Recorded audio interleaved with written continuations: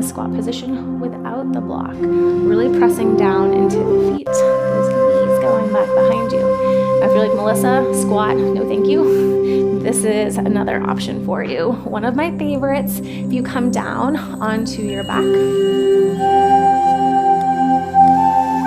then just bring those knees in toward your chest. Two options, you can grab the backs of your knees, pulling those knees down towards your shoulders. And then the other option is grabbing the outside edges of your feet and gently pulling those down. So here we're relaxing the pelvic floor muscles, opening up the hips. The inhale, you're thinking of the breath going all the way down to those pelvic floor muscles, that lengthening. You'll feel a little bit of gentle pressure, but we don't want any like pushing, bearing down with any of these exercises. So kind of pick which one feels best for you. I love doing all exercises for about a minute.